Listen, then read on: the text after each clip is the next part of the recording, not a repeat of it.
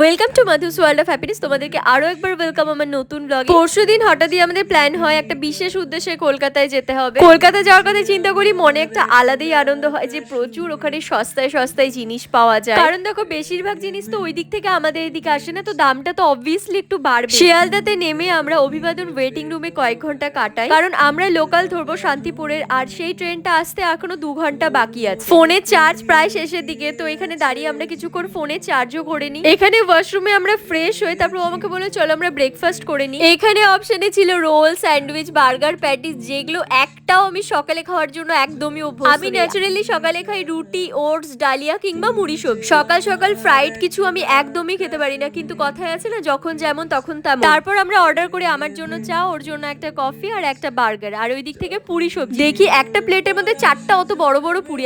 আমি এখান থেকে 1.5টা পুরি খাবো, বাকিটা তোমাকেই খেতে হবে। সো আর প্লেট নিও। আমি তোমাদের জন্য বলছি, তোমরা যদি ট্রেনে এসিতে আসো তাহলে এই যে আপার ক্লাস ওয়েটিং রুমে 1 ঘন্টায় পার পার্সন 10 টাকা করে চার্জ হবে। আমরা প্রায় 1.5 ঘন্টা এখানে ছিলাম। তারপর আমাদের শান্তিপুরের লোকাল ট্রেনের টাইম হয়ে যায়। আমি ওকে বলছিলাম আমি কলকাতার লোকাল ট্রেনে যাওয়ার সেই ইচ্ছা, তুমি এইবার আমাকে কলকাতার লোকাল ট্রেনেই নিয়ে যাবে। আরো বলছে আর কোনো অপশনও নেই, এমনিও শান্তিপুর যেতে হলে আমাদেরকে লোকাল ট্রেনে করেই যেতে হবে। আমরা শান্তিপুরে আসার আগেই খোঁজ খবর সব নিয়ে রেখেছিলাম যে এইখানে একটা ভালো হোটেল বলতে গীতা প্যালেসের নাম অনেকেই বলছিল। তারপর আমরা সোজা একটা টোটো নিই এবং সেই টোটো করে আমরা গীতা প্যালেসের সামনে এসে দাঁড়াই। এবারে আমরা জাস্ট রুমগুলো দেখবো, যদি আমাদের ভালো লেগে যায় তাহলে আমরা যে কোনো একটা রুম এখান থেকেই নিয়ে নেব। এখানে রুমগুলোই 1000 টাকা থেকে স্টার্ট ছিল, মানে এসি রুমগুলোর কথা বলছি। এই রুমটা দেখো, এই রুমটার কথা বলছিল 1500 না 1200 বলছিল। আরেকটা রুম দেখিয়েছিল, ওই রুমটাও 1500 ছিল। তারপর আমরা এই দুটো রুমের মধ্যে একটা রুম সিলেক্ট করে নিই, কেন কি আমাদের বেশি দেরি করে লাভ নেই। আমরা এখান থেকে আবার আরেক জায়গায় যাব, সম্পূর্ণ রেডি হব, ফ্রেশ হব, তারপর সেই জায়গায় আবার যেতে হবে। দেখো তুমিও শুনেছো আমিও শুনেছি কম বেশি যে এই বছর পূজার কিন্তু হিট শাড়ি হচ্ছে জিমিচু, যেটা ভীষণ ডিমান্ডিং।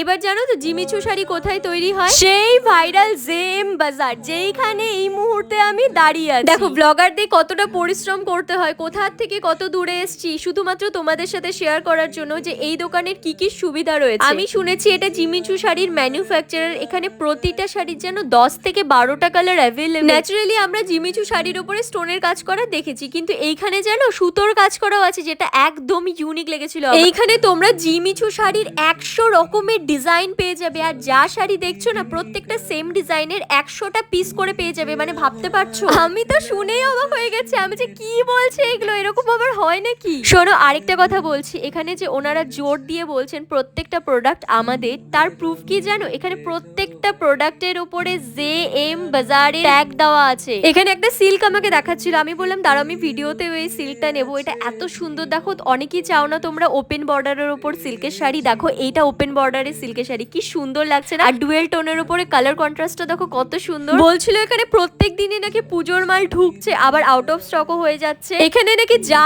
দেখতে পাচ্ছি সবই পুজোরই কালেকশন। তারপর আমি ওনাকে বললাম কি যে আমাকে একটু সিল্কের কালেকশন দেখাও, কেন কি মধ্য বয়স থেকে দেখবে বৃদ্ধ বয়স অব্দি সবাই কিন্তু সিল্ক পছন্দ করে। তারপর আমাকে এই পৈঠানি সিল্কটা দেখাচ্ছিল, আমি ওনাকে জিজ্ঞেস করলাম এটার প্রাইস কত। বললো দেখো দিদি আমরা হোলসেল রেটে সেল করি, বাট আমরা কোয়ালিটির ওপরে বেশি জোর দিই, আমাদের প্রিমিয়াম কালেকশন তুমি পাবে। আমি ওনাকে বললাম তোমাদের এত সিল্ক দেখা তো আমার পক্ষে সম্ভব না, আমাকে একটু হ্যান্ডলুমের দিকে দেখো। আমি না সত্যি হাতে নিয়ে দেখছিলাম, দেখো কোয়ালিটি গুলো না সেই ভালো। এই শাড়িটা যে দেখাচ্ছিল না এত সফট কোয়ালিটি ছিল, আমি রিয়েলি বলবো যে ওনাদের কোয়ালিটি এত ভালো। আর কত শাড়ি দেখো তো, কোনটা ছেড়ে কোনটা দেখবো, আমি তো দেখি অবাক হয়ে গেছে। আমি কি এত তোমাদের স্টক রয়েছে। আমাকে বলছিল তুমি আমাদের একটা ডিজাইনের একটা কালারের উপরে 100টা স্টক চাও, আমি তোমাদেরকে দিয়ে দিতে পারবো। আর ডিসকাউন্টের কথা যদি বলি, তোমরা যদি বলো যে মধুদির ভিডিও দেখে এসেছি তাহলে নাকি তোমরা পেয়ে যাবে 3% ডিসকাউন্ট। এটা আমাকে উনি বলেছেন, আমি তাই তোমাদেরকে বলে দিলাম। এবার মনে করো তোমরা অনেক দূরে থাকো, এই দোকানটাতে তোমরা ভিজিট করতে পারছো না, সেই ক্ষেত্রে তোমরা ভিডিও কলেও কিন্তু সুবিধা হবে। ভিডিও কল করে এখান থেকে শাড়ি পছন্দ করে অর্ডার করতে পারবে। আর যারা মনে করছো ঘরে বসে বিজনেস করবে, তারা ভিডিও কলে শাড়ি পছন্দ করো এবং অনলাইনে পেমেন্ট করো, এই সুবিধাটাও তোমরা পেয়ে যাচ্ছ।